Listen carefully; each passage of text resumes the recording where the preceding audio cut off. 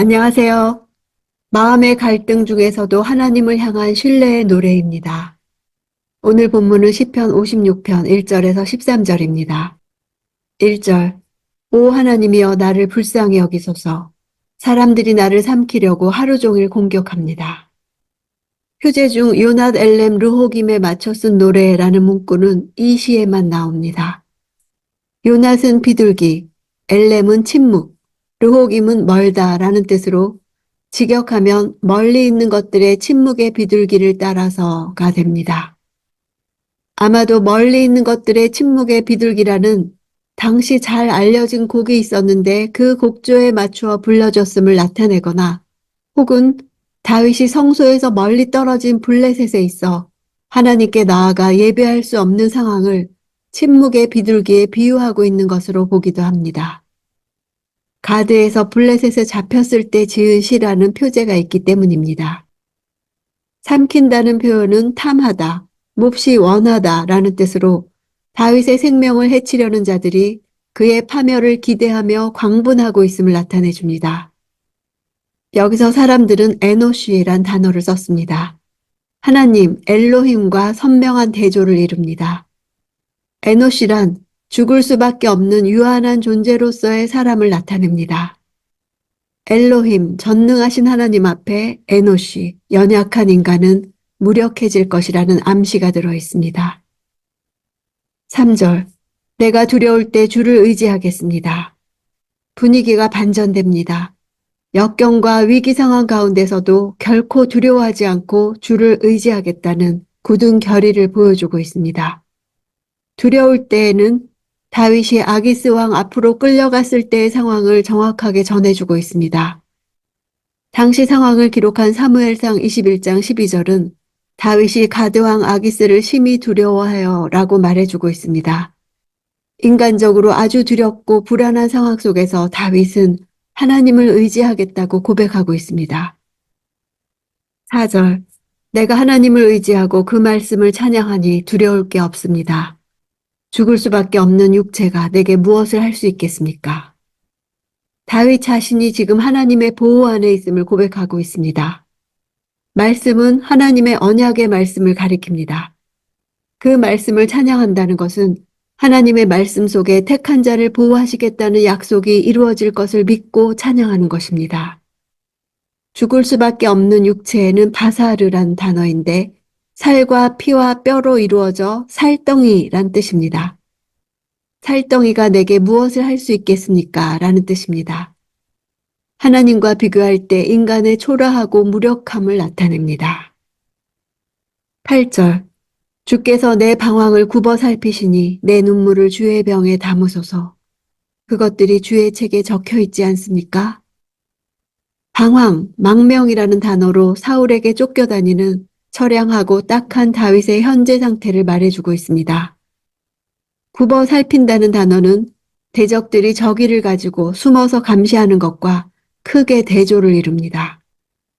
병은 이스라엘 사람들이 물이나 술이나 기름이나 젖을 넣는 데 사용하는 가죽 부대를 뜻합니다.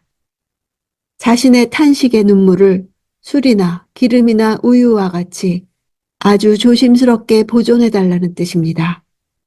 가죽 부대는 대개 그 크기가 컸음을 감안할 때 다윗이 얼마나 많은 눈물을 흘렸는지를 보여줍니다. 주의 책에 기록되어 있다는 것은 하나님께서 인간 행적을 세밀히 관찰하시고 기록에 남겨두어 축복과 징벌의 기준으로 삼는다는 성경의 가르침에서 나온 것입니다. 자녀의 눈물은 값비싼 것입니다. 억울한 자의 고통을 기억하십니다. 9절. 그러면 내가 주께 부르짖을 때 적들이 물러날 것입니다. 내가 이것으로 하나님께서 내 편이심을 알게 되지 않겠습니까? 다윗은 자신이 부르짖을 때 적들이 물러날 것을 확신했습니다. 하나님이 내 편이심을 알게 된다는 것은 경험을 통해 구체적으로 알게 될 것을 말하는 것입니다. 이러한 다윗의 믿음은 후에 그대로 현실로 나타납니다.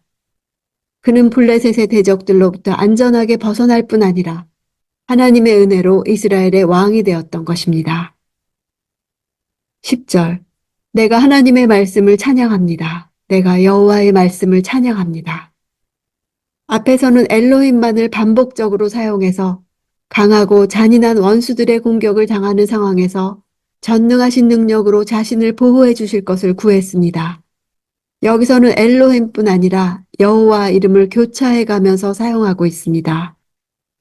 당신의 백성을 선택하시고 언약을 세우시며 그 언약을 성실하게 지키시는 하나님을 강조하는 것입니다.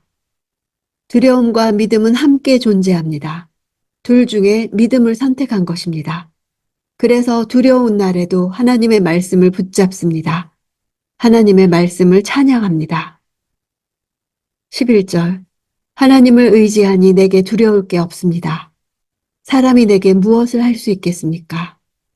4절과 같은 말씀이지만 한 가지 다른 점은 다윗이 결코 두려워할 필요가 없는 대상으로 4절에서는 살과 피부와 뼈를 뜻하는 바사르 단어를 사용한 반면 여기에서는 아담이라는 단어를 사용했습니다.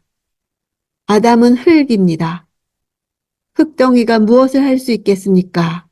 아담 역시 하나님이 치시면 부서질 수밖에 없는 흙으로 지어진 연약하고 보잘것없는 유한한 인간을 강조하는 표현입니다.